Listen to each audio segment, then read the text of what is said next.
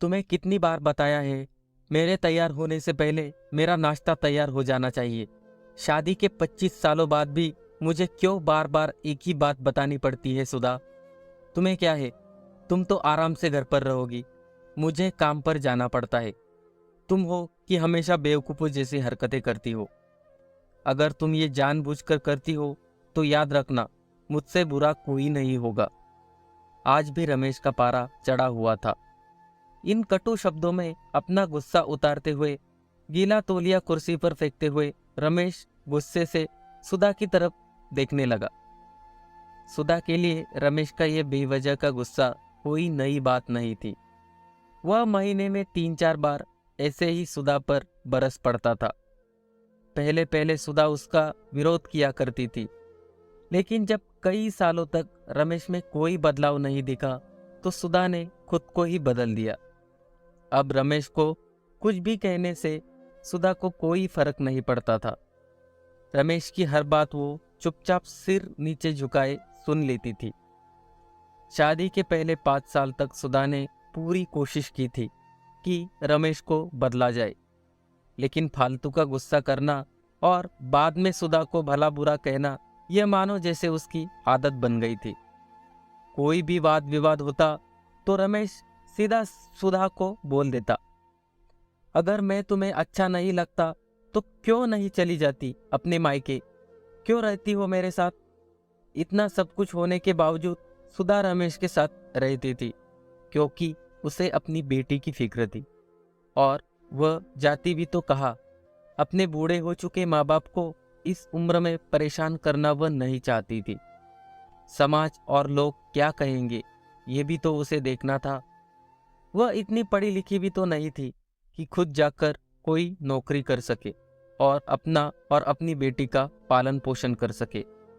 सुधा को अब अपनी फिक्र नहीं थी, उसको फिक्र थी तो बस अपनी शादी लायक हो रही बेटी की। सुधा नहीं चाहती थी कि पति पत्नी के झगड़े की वजह से सुमन डिस्टर्ब हो। सुमन की पढ़ाई पूरी हो चुकी थी, उसके लिए अब शादी के रिश्ते आने लगे थे। कई रिश्तों को सुमन ठुकरा चुकी थी।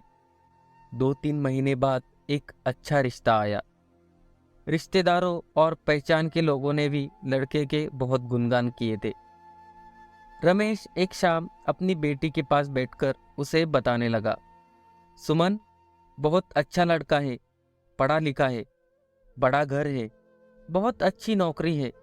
ऐसे रिश्ते बार बार नहीं आते बेटा, इस बार मना मत करना। सुमन अपने पिता से ज़्यादा बात नहीं करती थी, शायद डरती थी या शायद नफरत करती थी, लेकिन आज वो अपनी पूरी हिम्मत इकट्ठा कर बोली, मुझे अभी शादी नहीं करनी है पापा, मैं नौकरी करना चाहती हूँ, खुद अपने पैरों पर खड़ी होना चाहती हूँ। हाँ, तो उसमें क्या बड़ी बात है, मैंने लड़के से बात की है, वह तुम्हें किसी बात के लिए नहीं रोकेगा। तुम शादी के बाद भी नौकरी कर सकती हो, वह तुम्हें नौकरी के लिए परमिशन दे देगा। रमेश बोला, मेरा नौकरी करना या ना करना उसकी परमिशन पर क्यों डिपेंड रहेगा पापा? सुमन ने पूछा। मैं कह रहा हूं ना, तुम्हें किसी भी चीज की कमी नहीं होगी वहां। ऐसे रिश्ते बार बार नहीं आते, इसे ठुकरा मत, बहुत खुश रहोगी तुम वहां। रमेश बोला, पापा क्या मैं उतनी ही खुश रहूंगी जितनी मम्मी इस घर में खुश है?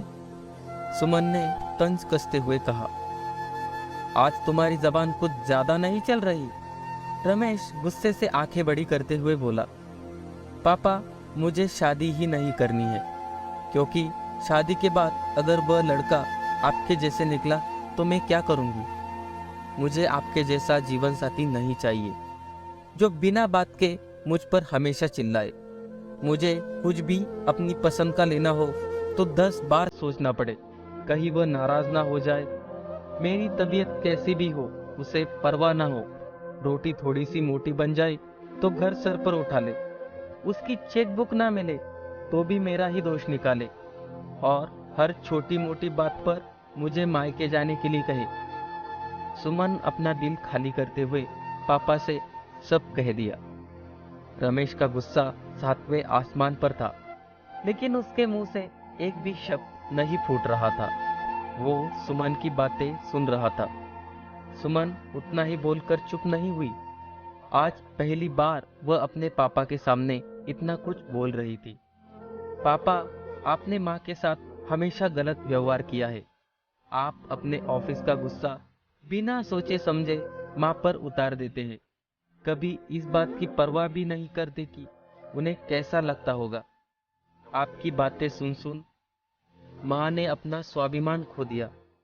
रमेश आज पहली बार अपने किए बर्ताव को महसूस कर पा रहा था। बोल पाया, जो तुम्हारा मन है वो करो, मैं तो इतना बुरा हूं ना।